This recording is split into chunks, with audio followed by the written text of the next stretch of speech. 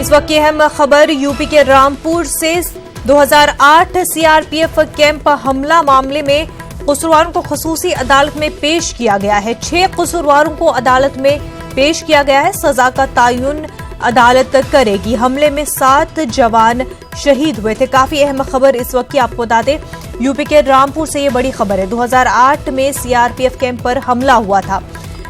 कसूरवारों को खसूसी अदालत में पेश किया गया है। 6 कसूरवारों को अदालत में पेश किया गया है। सजा का तयन आज अदालत करेगी। हमले में 7 जवान शहीद हुए थे। हमारे नुमाइंदे विशाल इस वक्त हमारे साथ जुड़ चुके हैं। विशाल, क्या अपडेट्स है? जी बिल्कुल, जो आतंकी सीआरपीएफ हमले के जो आतंकी थे उनको कोर्ट में पेश किया गया है। कल अदालत ने अपना फैसला सुनाया था, जिसमें 2 जो थे आरोपी उनको बरी किया था, 6 आरोपियों जो थे उनको दोषी करार दिया था। आज सबकी निगाह जो है सीआरपीएफ कांड के जो दोषी थे उनकी सजा पर है कि उनको 12 साल बाद जो है उनको क्या सजा कोर्ट सुनाएगा। जो जवान शहीद हुए थे, जो रिक्शा वाला था उसके परिवार वाले, जो जवान शहीद हुए थे उनके परिवार वाले, उन सबकी निगाह आज कोर्ट के फैसले पर है कि कोर्ट का फैसला इन जो दोषी जो हैंगे, जो उनके मतलब जो शहीद जो है उनके दोषी जो है उनको जो है क्या सजा देता है। जी बिल्कुल। और इस वक्त जो है क्या पेशी हो चुकी है कसूरवारों की, तो कब तक माना जा रहा है ये फैसला जो है आ जाएगा? देखिए बिल्कुल, एडीजे 3rd के यहाँ जो है ये क्या कहते हैं पेशी, इनकी सुनवाई चल रही थी। आज वहीं जो है मतलब सारे दोषी जो वहाँ पेश हुए हैं और लगता है लगभग 1 से 1.5 घंटे के बीच में जो है जो क्या कहते हैं जो फैसला जो है जो सजा है वो मतलब आ जाएगी कि क्या सजा इन दोषियों को दी गई है। बिल्कुल, पेशी हो चुकी है 6 मुलजमीन की और सुनवाई जारी है। अब क्या कुछ फैसला आएगा, क्या कुछ सजा का तयन होगा, वो देखने वाली बात होगी। विशाल भैया, शुक्रिया आपका। आगे बढ़ते हैं। दिल्ली में अयोध्या मुकदमे के मुतवक्का फैसले के पेश नज़र मिली तंजीमों की मीटिंग खत्म हो गई है। मीटिंग में अदालती फैसले का एहतराम करने और अमन अमान बरकरार रखने पर जोर दिया गया है। मीटिंग में नेशनल माइनॉरिटी कमीशन के साबिक सदर वजाहत हबीबुल्ला, अरशद मदनी और नवीद हामिद ने मीटिंग में शिरकत की।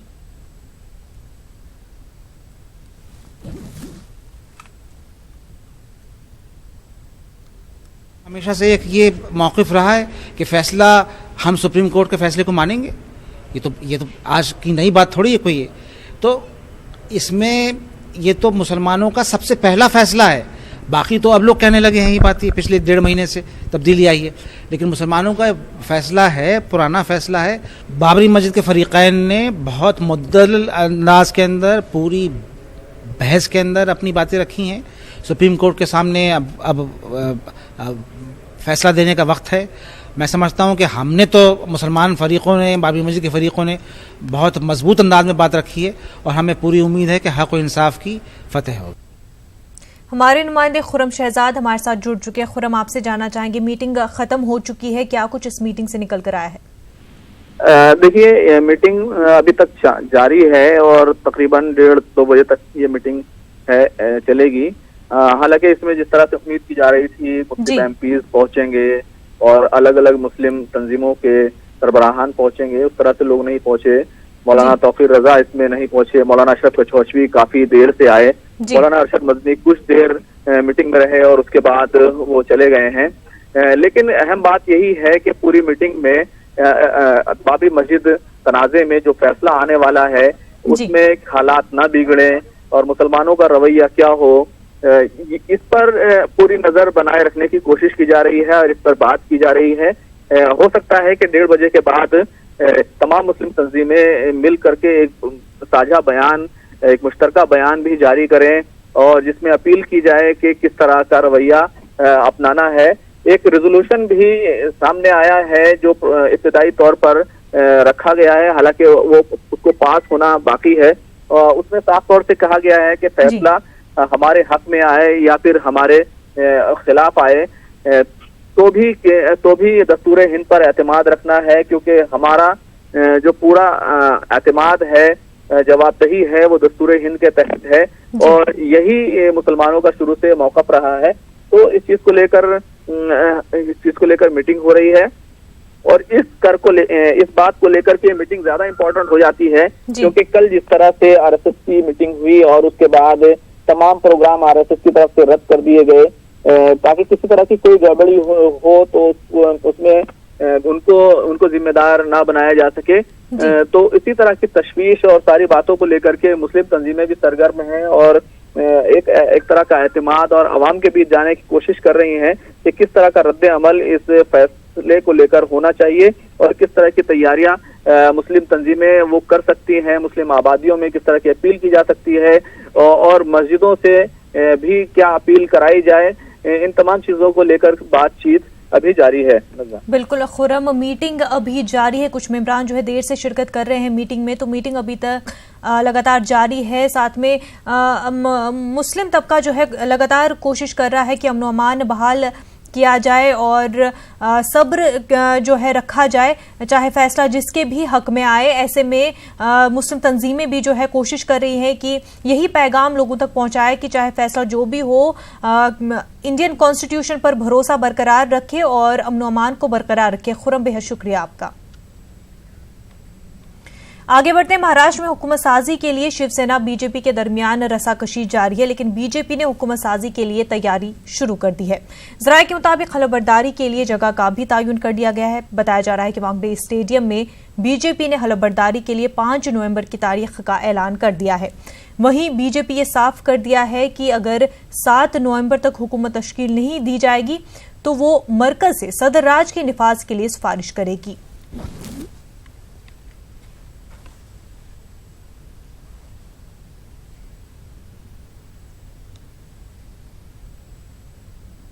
नहीं, हम देखो, हमारे को मैंडेट एनसीपी हम दोनों मिले तो भी सरकार नहीं बनती ना।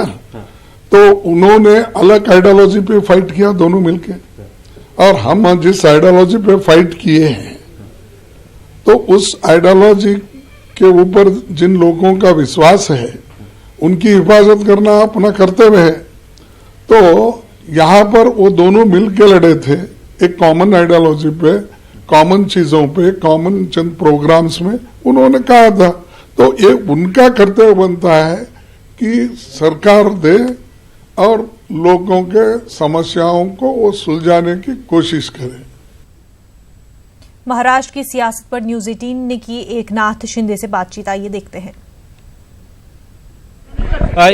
शिवसेना के ग्रुप लीडर एकनाथ शिंदे जी उनसे होते हैं। सर, बाकायदा आज आपको ग्रुप लीडर बनाया गया है, क्या माने कि एक कदम मुख्यमंत्री पद की तरफ आप बढ़ गए?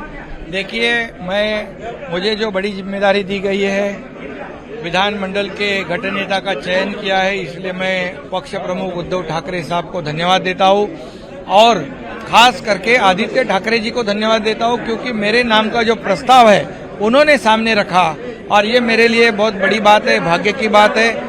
आज सब लोगों को, सभी हमारे विधायक जो है शिवसेना के, उनको विश्वास में लेकर सदन की गरिमा, सदन का डेकोरम कायम रखने की कोशिश हम लोग करेंगे और इस सर्वोच्च सदन में जो महाराष्ट्र की जनता है, महाराष्ट्र की जनता के जो प्रश्न है, जो समस्या है, उसे न्याय देने का काम हम पूरी तरह ईमानदारी से करेंगे और पक्ष प्रमुख जैसा जैसा आदेश देंगे उसका पालन हम करेंगे। बीजेपी की सत्ता को लेकर अभी तक क्या कोई चर्चा हो पाई है? 50-50 अभी शिवसेना कायम है, खुद उद्धव जी ने भी इस बात को माना है। क्या सरकार किसी तरह कॉम्प्रोमाइज किया जाएगा बीजेपी? सत्ता बनाने के पूरे अधिकार हम विधायकों ने पक्ष प्रमुख उद्धव ठाकरे जी को दिए हैं। सत्ता बनाने का निर्णय हो उसके बारे में कुछ जो भी अधिकार है वो उद्धव ठाकरे साहब के पास है, वही तय करेंगे और वही निर्णय लेंगे। जो निर्णय पक्ष प्रमुख लेंगे उसका अमल हम लोग करेंगे। एक आखिरी सवाल, आप लोग विधान भवन जा रहे हैं राज्यपाल से मिलने के लिए, राजभवन, क्या ये शक्ति प्रदर्शन माने? राज्यपाल जी को मिलने के बाद आपको उसका पूरा ब्यौरा दिया जाएगा। फिर हमसे बात करने के लिए एकनाथ शिंदे जी, इनका साफ तौर पे कहना था कि शिवसेना प्रमुख उद्धव ठाकरे ही आखिरी फैसला करेंगे, राज्यपाल से मिलना किसी भी तरह कोई शक्ति प्रदर्शन नहीं है, लेकिन आने वाले दिनों में शिवसेना और भी कई तरह की भूमिका ले सकती है, इस तरह के संकेत दिए। मुंबई से सरोज जलाल के साथ वसीम अंसारी, न्यूज 18। तेलंगाना में रोड ट्रांसपोर्ट कॉरपोरेशन के मुलाजमीन की हड़ताल 29वें दिन में दाखिल हो गई है। मुलाजमीन तंजीमों की किसी भी मांग को मानने से हुकूमत इनकार कर रही है। आज दोपहर के बाद केसीआर काबीना की अहम मीटिंग होने वाली है, जिसमें प्राइवेट बसों को किराए पर लेकर चलाने की तजवीज मंजूर की जा सकती है। हुकूमत चाहती है कि तेलंगाना में 4000 रूट्स पर बसें चलाने के लिए निजी बस ऑपरेटर्स को परमिट्स दिए जाएं। केसीआर हुकूमत आरटीसी मुलाजमीन के हड़ताल के तय अपने अड़ियल रवैये पर कायम है। उधर तेलंगाना हाईकोर्ट ने आरटीसी की माली सूरत हाल पर दानिस्ता हकाइक छपाने पर इंतजामिया की सरजनिश की है। आरटीसी इंतजामिया को आइंदा जुमेरात तक एक और रिपोर्ट पेश करने का अदालत ने हुक्म दिया है। बताया जा रहा है कि अदालत के सख्त रुख के बाद आज केसीआर काबीना की मीटिंग काफी अहम रहेगी।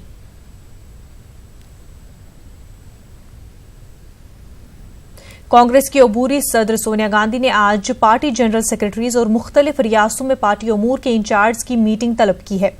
5 नवंबर से शुरू होने वाले एहतजाज के पेश नजर इस मीटिंग को अहम माना जा रहा है। समझा जाता है कि 10 दिनों तक चलने वाले एहतजाज की तैयारियों के हवाले से इस मीटिंग में तबादला ख्याल किया जाएगा। पार्टी मुख्तलिफ मामलों पर मरकजी हुकूमत के खिलाफ महाज खोलने जा रही है। के बाद आपका खैर मकदम है। न्यूज़ 18 नेटवर्क ने हमेशा अवाम के जज्बात और एहसासात की तर्जुमानी की है, अवामी मसाइल हो या फिर लोगों का दुख दर्द। न्यूज़ 18 ने हमेशा सहाफती कदरों को बुलंद रखते हुए पेशावाराना फराइज अंजाम देकर लोगों के मसाइल को उजागर किया है। उसी की एक ताज़ा मिसाल अनंतनाग के एक दूर इफ्तादा इलाके की लापता कमसिन लड़की की बिहार से बाजियाबी में न्यूज़ 18 के रोल ने मिसाल पेश की है। पेश मुदस्सिर कादरी की रिपोर्ट।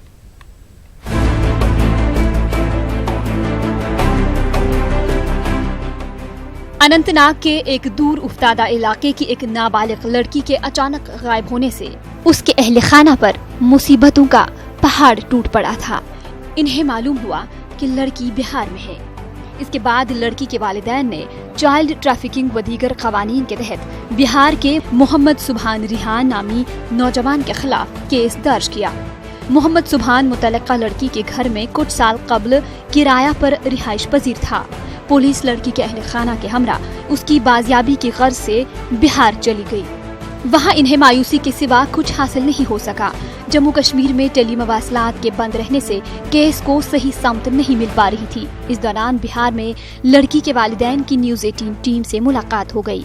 इसके बाद न्यूज़ 18 उर्दू पर लड़की के अगवा के बारे में एक खबर नश्र हुई। खबर का नोटिस लेते हुए कश्मीर में काम कर रहे चाइल्ड लाइन ने पुलिस और लड़की के वालिदैन के साथ काम करके अगवाशुदा लड़की को बाजियाब किया। चाइल्ड लाइन और लड़की के वालिदैन ने न्यूज़ 18 के काम की सताइश की। वानस पे योर द्राय वानस पे तो गर पलो वलो थमित टबस मज त्रित तोड़ आई वापस कह पत कोरस इधर इधर मालूम कह तो और द्राव अता पता कुन आज ब्रो 4 वरी सनिस गरस मज बिहार लड़का काम कर तो कोर तंदिस नंबरस फोन सजा स्विच ऑफ अस कोर शक तथ पे कि यह अम सजी करिस क्या तम ब्रो कॉल रटम तम सम चलम तमो सन तमिलनाडु पानस सत थानस नश वापस वत तो न्यूज़ 18 वाल आय तोतन तहज वसात सह गो मे जबरदस्त तम सात मदद यह जन न्यूज़ वोज यूत बिजबोर्ड चाइल्ड लाइन वाले नश आय यमो कोर जबरदस्त मदद बहुत बड़ शुक्र गुजार यमो जन मे अंदर 15-20 दोहन मज बची घर पानी वापस एक न्यूज़ आई हुई थी न्यूज़ 18 की ओर से कि एक बच्ची ट्रैफिक हुई है जो कि पुलिस स्टेशन अच्छाबल की जुरिस्डिक्शन में आता है। हमने उस चीज़ का कॉग्निजेंस लिया। सबसे पहला जो इशू हमारे पास था वो एक कम्युनिकेशन बैरियर था। जैसे आपको पता ही थी उन दिनों हमारे यहाँ पे शटडाउन था पूरा कम्युनिकेशन, तो वो सबसे बड़ा कंस्ट्रेंट रहा है हमारा। और फिर भी हमने कोई भी पत्थर ऐसा नहीं रखा कि जो हमने पलटा ना हो।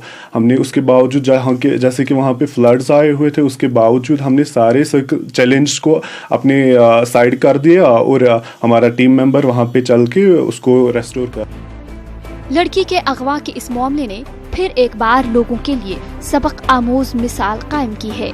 माहिरीन का मानना है कि घरों में बच्चों की बेहतर समाजी व दिमागी नुशनुमा में वालिदैन का अहम रोल रहता है। इस तरह के वाक़यात में चाइल्ड लाइन और पुलिस की मदद लेना भी काफी अहम साबित होता है।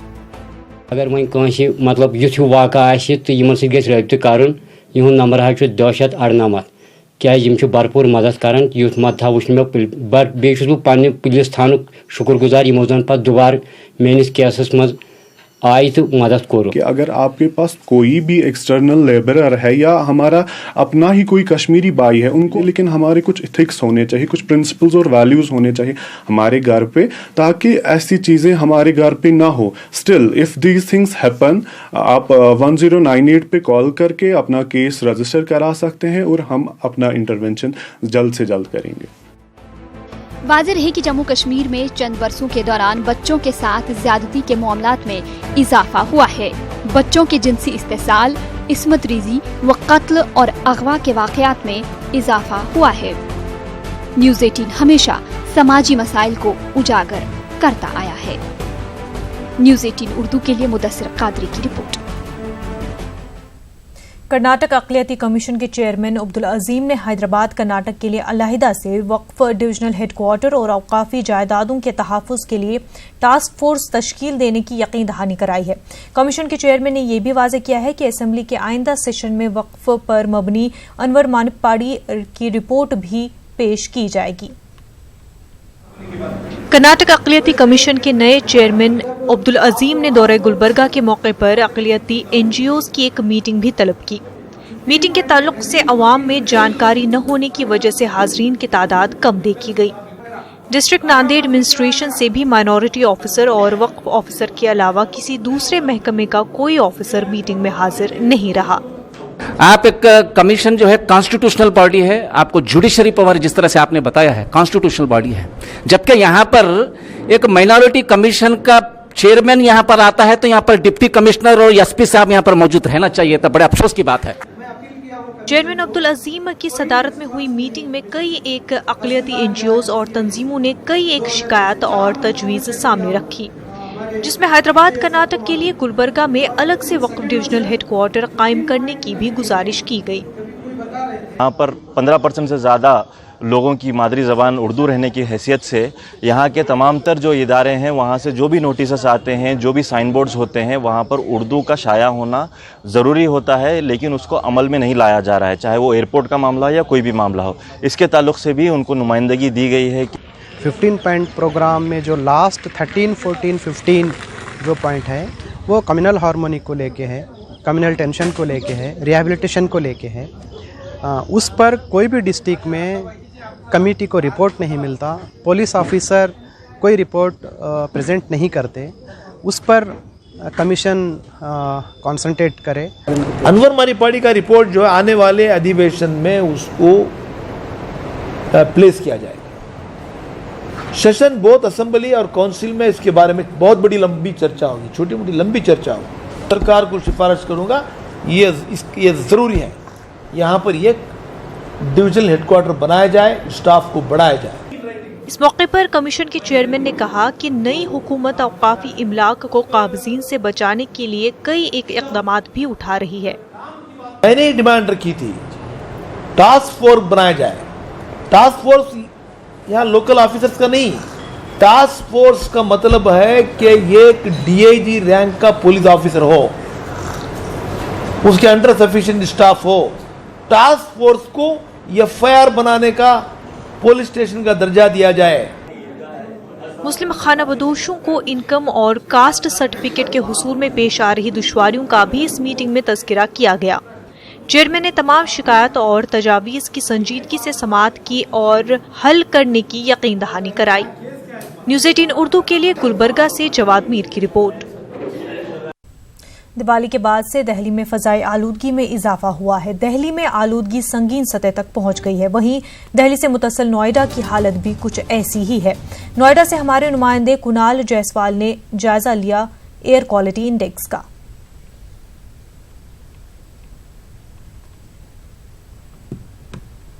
दीपावली के बाद से लगातार पॉल्यूशन जो लेवल है वो नोएडा का लगातार बढ़ता जा रहा है। एयर क्वालिटी इंडेक्स जहां दीपावली के बाद 392 थी, वही एयर क्वालिटी इंडेक्स 460 हो चुका है आज का एयर क्वालिटी इंडेक्स सुबह सुबह। और उसके पीछे कारण है कि जो अभी भी निर्माण कार्य है, चाहे वो सड़क निर्माण कार्य हो या वो बिल्डिंग निर्माण कार्य हो, वो उस पर पूरी तरह रोक नहीं लगी। आप तस्वीरों में देख सकते हैं कि हमने दिखाया था कि किस तरह से सड़क का निर्माण चल रहा है, कल ये बताया था। हालांकि अभी वो काम रुका हुआ है, लेकिन शाम होते ही ये सारे लोग सक्रिय हो जाते हैं। और वहीं बात करते हैं जो कंस्ट्रक्शन साइट पे काम हो रहा है वो किस तरह से नोएडा की आज की स्थिति है, वो हम आपको तस्वीरों में दिखाएंगे कि जो ऊंची ऊंची बिल्डिंगें हैं वो बिल्डिंगें इस समय धुंध की वजह से साफ दिख नहीं रही हैं। क्यों? ये सिर्फ धुंध नहीं है, ये वो स्मॉग है जिसके चलते जो लोगों को जहरीली हवा जिसके चलते उनको फेफड़े में जा रही है और वो उन लोगों को बहुत बीमार बना सकती है। और इसके चलते तमाम प्रशासन यहाँ दावे कर रहा है कि इसको रोकने के उपाय किए जा रहे हैं, पोल्यूशन लेवल कम करने के उपाय किए जा रहे हैं, लेकिन लगातार कल का जो AQI था वो नोएडा का करीब 500 के पार था। तो लगातार ये बढ़ता जा रहा है। दावे जरूर किए जा रहे हैं प्रशासन की तरफ से तमाम तरह के कि पोल्यूशन लेवल कम कराने की बात की जा रही है, लेकिन धरातल पे ग्राउंड रिपोर्ट जीरो है। कुणाल जायसवाल, न्यूज़ 18 उत्तर प्रदेश, नोएडा। में अछूता नहीं रहा है। एयर क्वालिटी इंडेक्स पर फजाई आलूदगी के रिकॉर्ड टूट चुके हैं। बच्चों और बुजुर्गों को सांस लेने में दुश्वारी पेश आ रही है। तालीमी इदारों के लिए इंतजामिया ने अहकाम तो जारी किए हैं, लेकिन उस पर खातिर ख्वाह अमल नहीं हो रहा है। इस समय AQI जो है वो 440 के आसपास आया है। इसके लिए नगर निगम को और अन्य नगर पालिकाओं को भी निर्देशित कर दिया गया है कि खुले में कोई कूड़ा नहीं जलाएगा, और इसमें अगर कहीं पाया जाता है तो तत्काल इसमें फाइन की और FIR की कार्रवाई की जाए। और इसके अलावा हम लोगों ने सभी DIS और BSA के माध्यम से सभी विद्यालयों में भी ये सुनिश्चित करा रहे हैं कि बच्चों की सेहत के लिए जो है निरंतर इस पर पानी का छिड़काव होता रहे। और दिल्ली मेरठ एक्सप्रेस वे और नेशनल हाईवे के जो कार्य चल रहे हैं उसमें शिकायत आई थी कि वहाँ भी जो है धूल वूल काफ़ी उड़ रही है, तो उसके लिए भी इनको बता दिया गया कि पानी के टैंकर से निरंतर उसका जो है सिंचाई करते रहें। उनके लिए उन्हें मास्क यूज़ करने के लिए कहा गया है। अगर वो मास्क नहीं यूज़ कर सकती तो हैंकी भी लगा कर जा सकती हैं, या फिर रास्ते में अगर कोई परेशानी है तो स्कार्फ यूज़ कर सकती हैं। प्रदूषण बहुत ज़्यादा बढ़ रहा है, इतनी हद तक बढ़ रहा है कि लोगों को सांस लेने में बहुत दिक्कत आ रही है। तो हमें इसे रोकने के लिए मास्क यूज़ करना चाहिए, और जैसे जैसे हमें इंस्ट्रक्शन दिए जाए सरकार द्वारा उनको फॉलो करना चाहिए। देहात के लोग पराली वगैरह जला रहे हैं, और अभी हमारा दिवाली का पर्व होके निमटा है, तो उसकी वजह से बहुत ज़्यादा पॉल्यूशन हो गया है। तो हम बच्चों को उसके लिए कह रहे हैं, हमने आज एक वर्कशॉप भी मुनाकिद की, उसके अंदर बच्चों को बतलाया भी कि बच्चे जो हैं मास्क का इस्तेमाल करें, लेकिन हमारे बच्चे मास्क का तो कम इस्तेमाल कर रहे हैं, स्कार्फ वगैरह, दुपट्टा नाक पर और रुमाल वगैरह लगा रहे हैं। प्लस हमारा लोकल पोल्यूशन है, प्लस अभी दिवाली हो गई निमटी, तो उसका भी बहुत ज़बरदस्त अच्छा खासा लेवल पोल्यूशन का लेवल बढ़ जाता है उससे काफ़ी। धुंध छाई हुई है, ये पोल्यूशन का ही असर है, एयर पोल्यूशन है पूरा ये, और इससे जो है सांस के मरीजों को, दिल के मरीजों को सबसे ज़्यादा नुकसान है। लोगों को सांस लेने में मतलब घरों के अंदर बैठ कर लोगों को मास्क लगाना पड़ रहा है। बुलेटिन में फिलहाल इतना ही, हमें दीजिए इजाजत। आदाब।